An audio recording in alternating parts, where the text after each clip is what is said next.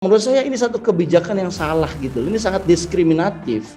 Menurut saya ini menurut saya dia nggak memahami esensi bernegara ini kebijakan ini. Kita sebagai orang lokal marah loh harusnya loh. Oh kemarin waktu krisis kita yang menyelamatkan. Kok sekarang sudah mulai normal kita ke Borobudur nggak boleh.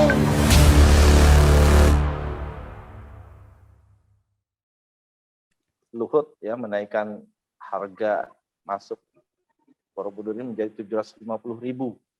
750.000, Masya Allah. Nah ini topik kita itu adalah Borobudur milik rakyat, bukan milik orang kaya saja. Nah ini menjadi sebuah polemik ya, karena Borobudur ini kan bangunan sejarah. Kemudian bangunan sejarah itu perlu dikenal dan menjadi kebanggaan masyarakat ya, bangsa Indonesia tentunya. Dan tentunya ini sebagai edukasi juga buat masyarakat ini untuk bisa dilihat gitu ya, dikunjungi begitu. Semakin banyak masyarakat makin banyak berkunjung, semakin menumbuhkan kebanggaan jati diri sebagai bangsa Indonesia begitu. Nah, dengan menaikkan 750.000 ini tentunya akan menimbulkan dampak yang cukup besar juga ya. Nah ini menurut Bang Matnur gimana nih dengan kebijakan ini? Ya saya kira kok ini kebijakan yang salah arah ya. Sesuai dengan channel kita ini dan kenapa kita angkat isu Borobudur menjadi naik 750.000 ya buat wisatawan lokal. Ini saya kira menjadi satu kebijakan yang salah arah. Satu alasannya adalah meskipun Candi Borobudur murah kemarin ya, tapi tetap aja tuh banyak orang Indonesia yang tidak tahu sejarahnya Borobudur. Masih banyak tuh orang Indonesia, kan orang Indonesia ini kan banyak 270 juta, itu tidak tahu esensi sejarah. Bayangkan kalau seandainya harganya sekarang menjadi 750.000, ini makin banyak yang nggak tahu sejarah. Ya pertanyaannya adalah apakah hanya orang-orang kaya saja yang mengetahui sejarah tentang Borobudur? Dan itu adalah sejarah tentang kita, tentang bangsa Indonesia di masa lalu. Dan saya kira kok aneh kebijakannya loh gitu. Ini kesannya kayak jalan tol ya, dalam arti jalan tol ini kan menimbulkan diskriminasi. Ada orang yang masuk tol berbayar ya, beberapa jalan tol ada yang bayar mahal ya. Sehingga akhirnya yang nggak mampu dia naik jalan biasa. Nah, apakah kemudian sistem mengelola, sistem negara, sistem pengelola negara kita itu menjadikan bangsa Indonesia itu terbelah seperti ini gitu? Ada orang yang seolah-olah kaya dan dia harus diberikan servis jalan yang mulus, ya kan? Diberikan servis mengetahui sejarah bangsa Indonesia jauh lebih baik. Sementara ada orang miskin yang tidak mendapatkan fasilitas yang sama, tidak mendapatkan fasilitas jalan mulus. Kalau di non-tol kan jalannya berlubang, ya kan, udah jauh berlubang gitu. Dan orang miskin, orang menengah ke bawah juga akhirnya tidak, kalau dalam konteks Borobudur, apakah kemudian mereka tidak layak belajar sejarah? Apakah mereka bukan bagian dari bangsa Indonesia? Ya, saya kira ini jadi satu hal yang menurut saya mengada-ada ya. Kalau seandainya nanti Borobudur, saya akan prediksi ya, Borobudur ini penggunaan tarif 750.000 ini yang mahal ini akan menjadi isu saat debat Pilpres nanti. Kenapa? Apakah kemudian pertanyaannya adalah apakah kemudian warisan budaya, apalagi itu termasuk the wonder world ya, keajaiban dunia, apakah hanya bisa dinikmati oleh orang-orang kaya di negeri ini, padahal Borobudur itu ada di negeri ini ya. Dan saya kira calon presiden yang mendapatkan simpati masyarakat banyak itu adalah calon presiden yang berpikirnya adalah bagaimana malah menggratiskan Borobudur. Jadi kalau menggratiskan Borobudur itu malah gampang, orang-orang yang mau datang ke Borobudur itu didata dulu. Ya, saya setuju misalkan dibatasi jumlahnya hanya 1.200 ya. Tapi cobalah ditengok lagi apakah 1.200 itu benar angkanya ya. Nah, kalau let's say 1.200 per hari. Nah, kita atur bagaimana itu tidak membludak di hari weekend misalkan. Jadi setiap orang bisa diatur jadwalnya gitu. Yang kedua, kalau alasannya ini adalah tempat ibadah, tempat suci, maka tidak boleh sembarangan. Ya, saya kira Borobudur seperti saat ini itu ternyata tidak ada komplain tuh dari pemuka-pemuka agama Buddha di Indonesia gitu. Ini kan yang komplain ini kan berasal dari UNESCO, benar nggak? Rekomendasinya UNESCO lah yang kemudian dijalankan oleh pemerintahan ini dan disampaikan oleh Pak Luhut bahwa UNESCO minta Borobudur ini ditertibkan. Nah, cara penertibannya adalah dibatasi hanya orang-orang kaya saja, seluruh orang kaya itu bisa tertib gitu. Sementara orang-orang miskin ini yang masuknya murah tidak bisa tertib. Menurut saya ini satu kebijakan yang salah gitu. Ini sangat diskriminatif. Dan saya mengajak sebagai civil society kebijakan ini harus dilawan gitu. Oke, kita cari penyebabnya. Kalau pengunjung datang membludak, ya kemudian diatur. Oke, kalau pengunjungnya tidak tertib, ya bagaimana caranya dibuat satu mekanisme agar tertib? Diedukasi. Penduduk kita ini perlu diedukasi. Ini kan aneh gitu loh. Ini kayak zaman penjajahan. Ingat nggak zaman penjajahan Belanda? Itu ada satu kafe atau ada satu resto yang tidak boleh dimasuki oleh orang pribumi. Itu yang ada di kafe itu, di resto itu hanya orang Belanda saja. Ini kan namanya diskriminatif. Bayangkan kita sudah sejak 1945 merdeka, tapi kita masih menerapkan satu kebijakan diskriminatif khususnya untuk Candi Borobudur ini dengan alasan 750.000 itu bisa membuat orang jadi tertib. Logikanya berarti hanya orang-orang kaya saja yang bisa tertib. Itu kebijakan yang nggak benar, nggak tepat. Itu keblinger begitu kalau menurut saya, Bu. Ya ini mengkhawatirkan ya, karena artinya solusi yang diambil itu dengan memarginalkan kalangan bawah, begitu ya. Artinya yang hanya mampu menikmati bagaimana keindahan Borobudur itu menjadi hanya orang-orang kaya yang punya uang, gitu ya. Dan 750.000 itu bukan hal yang murah. Apalagi dulu banyak sekali tur-tur dari sekolah-sekolah, begitu kan. Nah ini tentunya harus bijak melihat ini, karena bukan hanya anak sekolah saja, karena banyak sekali apa istilahnya masyarakat yang memang senang ingin melihat keindahan, kemudian sekarang tidak mudah untuk masuk gitu. Artinya solusi yang diambil itu dengan cara yang seolah-olah berbisnis dengan masyarakat begitu.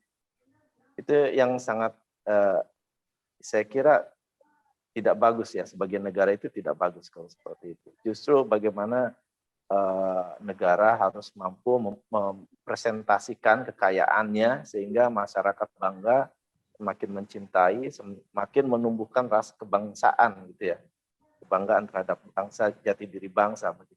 Nah, gimana menurut Bang Matmud? Ya, mungkin sedikit saya ini ya menambahkan Bang ya, ini kan berarti bertentangan ya dengan spiritnya founding fathers. Misalnya Bung Karno kan pernah berkata jas merah gitu ya. Jangan sampai kita melupakan sejarah gitu kan. Nah, salah satu kita tidak melupakan sejarah itu kan kita mengunjungi tempat-tempat bersejarah gitu ya. Salah satunya Candi Borobudur yang merupakan satu keajaiban dunia gitu. Tapi bagaimana masyarakat kita bisa mengingat sejarah, paham sejarah? Kalau masuk saja ke objek sejarahnya, biayanya mahal gitu kan. Dan atas pertimbangan tadi dikasih tarif yang tinggi, biar tidak merusak dan lain sebagainya. Artinya seperti apa ya? Menyelesaikan menangkap tikus tapi pakai rudal gitu loh. Di rudal rumahnya gitu kan. Padahal kalau masalahnya hanya menjaga kelestarian kan ya tadi mungkin ditempatkan penjaga atau apa untuk agar tertib gitu kan. Dibuat peraturan lagi, pengawasan atau CCTV lah misalnya atau apa yang membuat orang takut tidak tetap terjaga gitu loh. Nah, ujuk-ujuk menaikkan tarif 750.000 ini kan kebijakan yang salah arah sebetulnya. Gimana? Ya benar. Jadi gini, kan isunya ini ya Pak Menko Luhut ini kan ingin menyelamatkan Borobudur. Ya. Ya, karena apa? Ini bangunan bersejarah. dibangun pada abad 8 sebelum Masehi. Ya, pemugarannya baru dilakukan 2 kali dalam sejarah yang modern ya, terakhir pada tahun 1973 sampai 1983. Dengan begitu sekarang candinya rapuh, tingkat kausan batu candi menjadi tinggi. Ribuan pengunjung setiap hari turun andil menambah beban dan potensi. Kerusakan Candi Borobudur, batu purba candi semakin haus akibat sentuhan sepatu, tangan dan keringat. Ya kalau yang disalahin sepatu, tangan dan keringat, itu Candi Borobudur itu yang nggak usah dimasukin orang. Ini kan agak aneh gitu alasan menyelamatkan Borobudur kok dengan cara seperti itu gitu. Nah kita harusnya lihat dong ya, tembok China ya, itu kan salah satu 7 keajaiban dunia ya. Itu tembok Cina itu nggak ada tuh keluhan meskipun negaranya komunis tuh ya. Tembok Cina itu sering diinjek-injek orang. Jadi batunya tuh rusak jelek. Ya kan? Akhirnya orang dinaikin tarifnya ke tembok Cina. Enggak. Malah dengan adanya Borobudur inilah ekonomi Indonesia ini akan dibantu meningkat gitu loh. Dan ingat pemerintah, wahai pemerintah, ingat ini kita ini masih COVID. Di COVID ini kita belajar bahwa pariwisata dari luar negeri itu runtuh. Orang nggak mau datang berwisata kecuali warga lokal.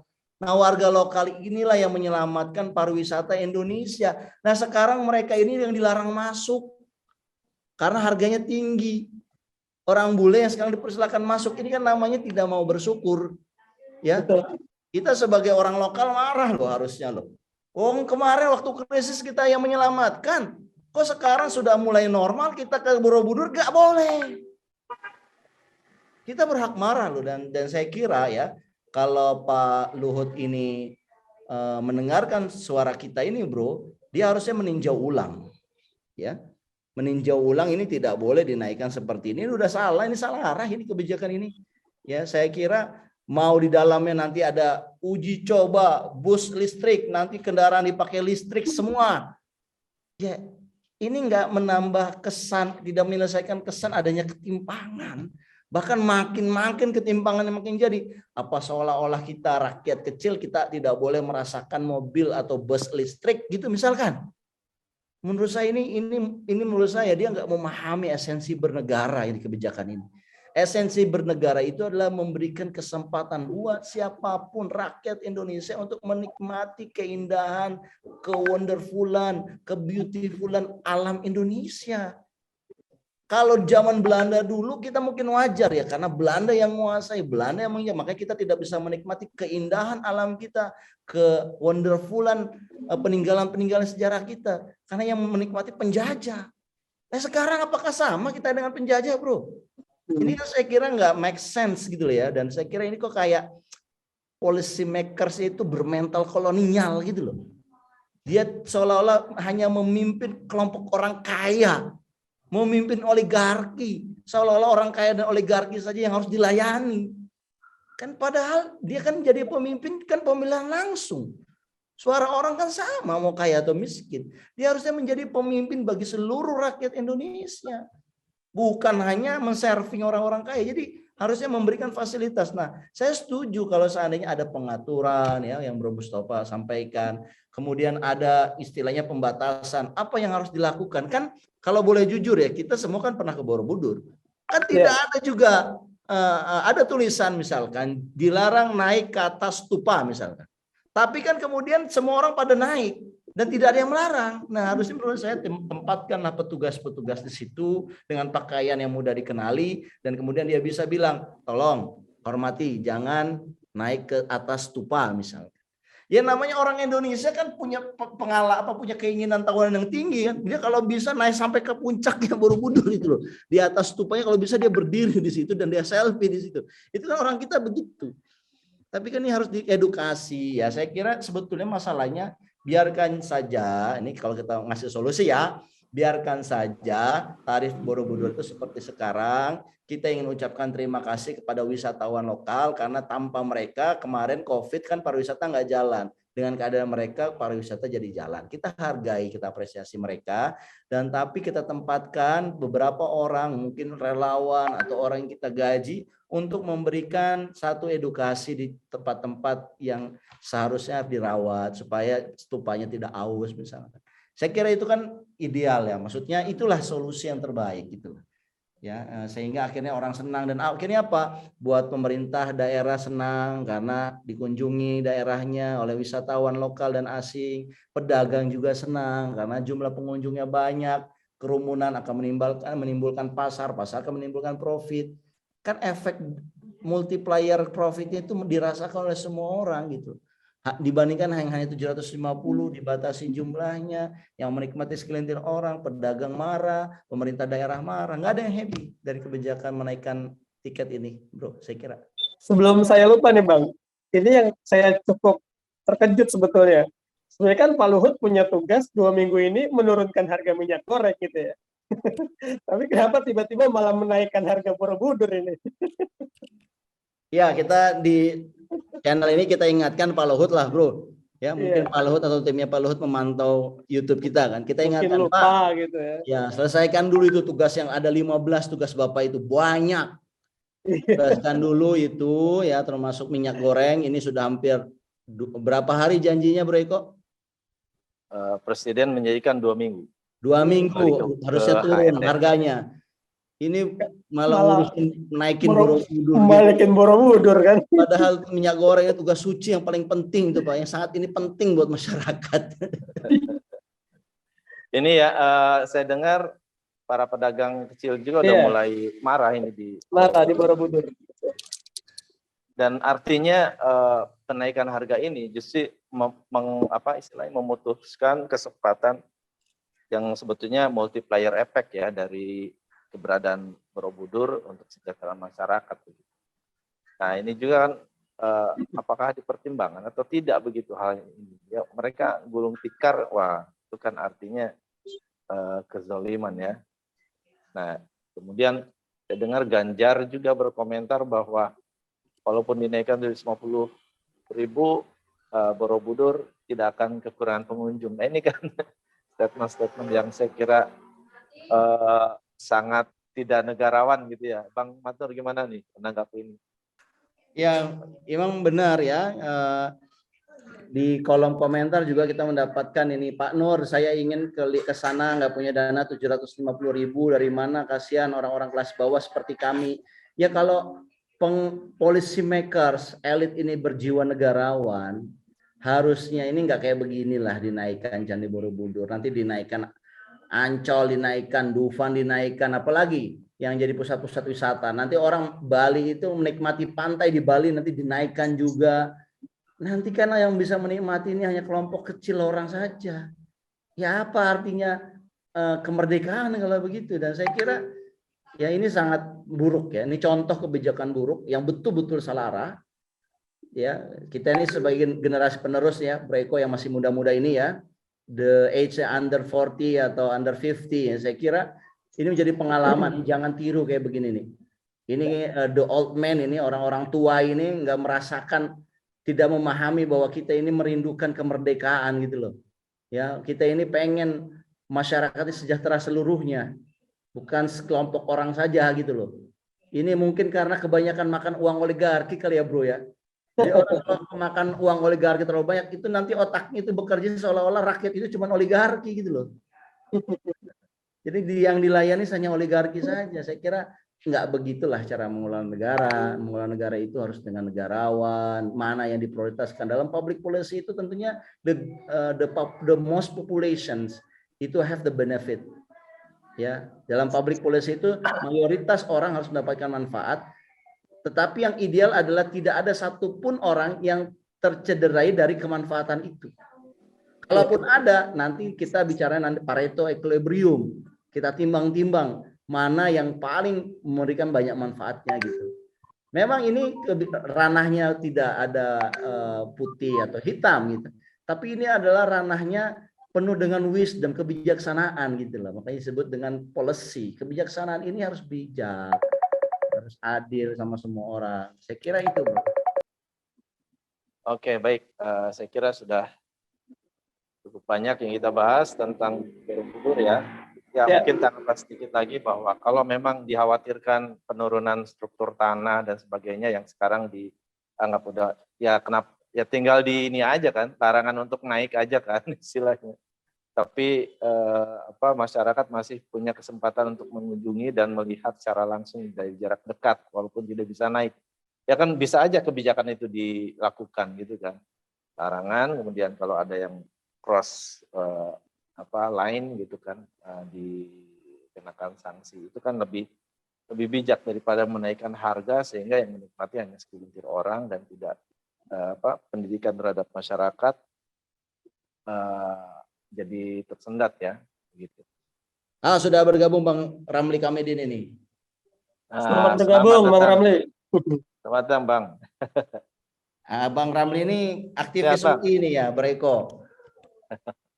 Borobudur itu dari dulu sampai sekarang tidak menjadi prioritas. Kok tiba-tiba jadi prioritas? Borobudur itu sudah menjadi sarana wisata Indonesia pada umum dan ditambah dengan wisata dunia itu, ya tetap aja menjadi saya yang paling utama itu adalah rakyat Indonesia ini sudah bagian daripada objek wisata itu. Tiba-tiba dibikin kayak model sesuatu yang baru. Aneh aja. Harganya yang begitu kan tidak mampu lah. Jangankan rakyat yang jauh, rakyat yang ada di situ saja udah dengan beratnya setengah mampus. Itu cara berpikirnya, ya saya kira orang-orang orang-orang tua yang sudah tidak ada ininya lagi, bingung dia. Saya kira tidak pantas lah dia lakukan itu. Dan sebagai generasi yang akan datang ini proteslah besar-besaran, tidak layak, bukan pemimpin yang baik, yang tidak jadi teladan. Saya kira Pak Luhut harus diberikan kasih pelajaran, terutama buat generasi mudanya. Ini kaum intelektualnya harus bicara, jangan cuma diam kayak ini di Menara Gading. Mana perguruan tinggi yang terutama yang di Jawa Tengah itu, kayak Gajah Mada, kayak itu bersuara keras lah. Bila perlu diminta pertanggungjawaban apa dasarnya dia menaikin harga yang segitu dengan apa, jangan sampai dia cuma ngelamun di tempat tidur langsung kalau keluar langsung diucapkan. UGM juga dekat ya Bang dari Borobudur? Iya, Borobudur tidak, itu lempar batu juga nyampe kali. Menyambung tapi batunya dilempar ambil satu, habis lagi dilempar lagi nyampe. Banyak kan di perguruan tinggi di Jogja itu kan banyak sekali. Ada UIN, ada UII, ada ini yang kiri-kiri keras saja bersuara. Harusnya tempat hiburan itu dalam kondisi yang sekarang ini, apalagi habis pandemi itu, dibikin bagus lagi, diajar lagi semua masyarakat ini lagi untuk menyenangi rakyat ini segala macam. Mungkin dari sana akan tumbuh semangat baru untuk kreatif, untuk macam-macam. Sehingga pemulihan ekonomi, terutama ekonomi rakyat itu bertumbuh lagi. Ya kalau kayak begini tuh dibantai kayak kesurupan begitu. Mana ada pemimpin kayak begitu? Jarang kita ketemui seperti itu. Tanpa kompromi, tanpa musyawarah, tanpa segala macam. Negara ini didirikan dengan intinya bermusyawarah kok. Ya, terutama apalagi untuk menyangkut kebijakan kepada rakyat. Itu harus lebih pada musyawarah. Tidak bisa dengan ego kita, dengan cara berpikir kita, kalau kita anggap itu sudah hebat. Nggak bisa. Nah itulah yang harus ditanyakan oleh perguruan tinggi kepada Mr. Luhut itu. Dasarnya apa dan kenapa dia naikin? Kita pengen dengar argumentasinya kan. Kita bicara dengan argumen. Dan para ilmuwan dan para tokoh masyarakat ini itu harus punya argumen juga. Jadi gini Bang, saya kalau boleh tambahkan ya Bang Ramli.